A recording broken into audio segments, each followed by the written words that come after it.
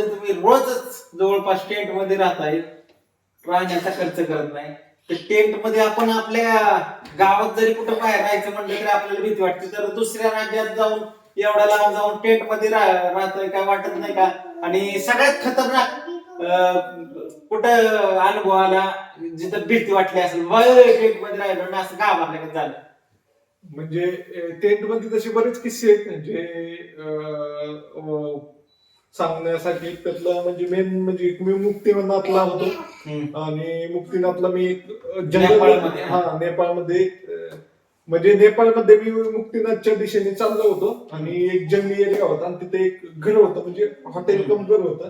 तर तिथं अंदाज आला म्हणून मी टेंट लावला आणि तिथं नाही टेंट वगैरे लावला, सगळं झालं.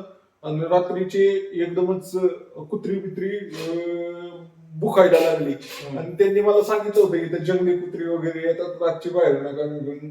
आले ना डायरेक्ट एकमेकांशी. तिथं त्यांची जे होते ना त्यांची गावरान देशी कुत्री होती आणि जंगली कुत्री होती, त्यांची लागली भांडणं आणि आली ते डायरेक्ट टेंट वरच. मग त्यावेळेस म्हणलं आता फाटतंय का काही टेंट येते असं, म्हणजे एकदम खतरनाक होतं ना.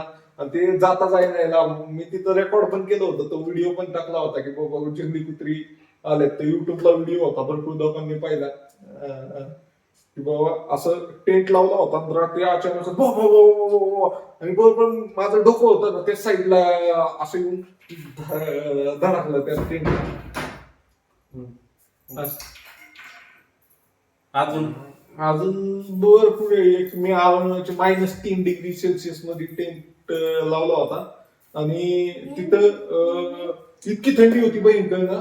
मी टेंट लावला तिथं, हॉटेल होतं खाली आणि हॉटेलच्या वरती लावला होता मी टेंट आणि तिथं आम्ही संध्याकाळी बसलो. तिथले स्टाफ वगैरे त्यांनी शेक वगैरे केला होता. -3-4 डिग्री सेल्सिअस टेम्परेचर आहे म्हणून.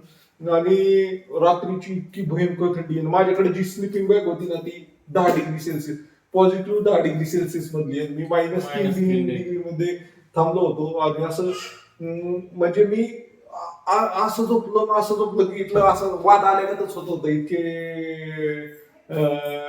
डेंजर थंडी होती. आणि त्यात काय झालं, एक जी आमचं जे स्टाफ मध्ये होते ना म्हणजे इतकं हॉटेलच्या, ते अचानकच कालवा व्हायला लागला काय.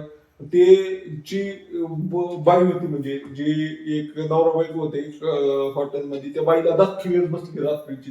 तिथे मी तरी टेंट मध्ये राहिलो होतो, त्यांना सेपरेट रूम वगैरे होत्या. त्या बाईने काय केलं होतं माहिती का, एक आपला तेलाचा डबा असतो ना त्याच्यातच त्यांनी शेक केला होता आणि जे कोळसा पडेल ना ते कोळसा त्या डब्यातच साचवला होता आणि ते डबा रूमच्या मधोमध नेऊन ठेवायचा असं मला सांगत होते की बाबा हे आम्ही असं मधोमध ठेवणार म्हणजे आम्हाला रूम मध्ये गरम होत नाही. त्या बाईला रात्रीची दात खेळ बसली. मग काही सगळा काल विधवा झाला. मी काही बाहेरच निघलो नाही, म्हणलं आता एखादा गरम झालं एखादा बाहेर निघलं की परत गाठ नाही असं. त्या बाईला रात्रीच हॉस्पिटलला वगैरे नेलं. अशा प्रकारे झालं. म्हणजे तिथं लईच भयंकर अशी थंडी होती आणि थोडक्यात भरपूर होता. ते तिथं मुक्कामाला यायच्या अगोदर मी अजून त्याच्या वरती टेंट लावला होतो. तिथं मला आर्मीवाले म्हणले तू इथं टेंट लावला तर तू जिवंत नाही का, खाली झोपला तर. मग खाली गेलतो मी तिथं. नाही आम्हीच कसं रात्र आम्हाला माहिती. ते आर्मीवाले सगळे इतकी थंडी होती ना. आम्ही तिथं विचार गेलो होतो तिथं आर्मीवाल्यांना, म्हणे आम्ही नाही लई थंडी, तुम्ही आपलं खाली जा. त्यांची जी हे होते ते रूम हिटर चालवून बसतात आपले आतमध्ये रूम मध्ये त्यांच्या. अशा प्रकारे जातं बाबा, लई थंडी असते. थंडी सोपं नाहीये टेंट मध्ये राहणं. तुमच्याकडे तसल्या सुविधा पाहिजेत जर अशा एक्स्ट्रीम कंडिशनला थांबायचं म्हणलं तर. तर हे होता स्वप्नील तेवढे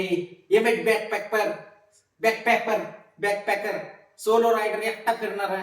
तर तुमचे काही क्वेश्चन असेल तर खाली कमेंट करा, पुढच्या व्हिडिओ मध्ये मी विचारतो त्यांना. व्हिडिओ आवडला तर लाईक करा, चॅनलवर नवीन असेल तर सबस्क्राईब करा, फॉलो करा. Bye bye. एक मेसेज आपल्याला पाहणाऱ्यांसाठी, काय नाही भाऊ, फॉलो करा, सबस्क्राईब करा आणि फिरा जमलं तुम्हाला तर.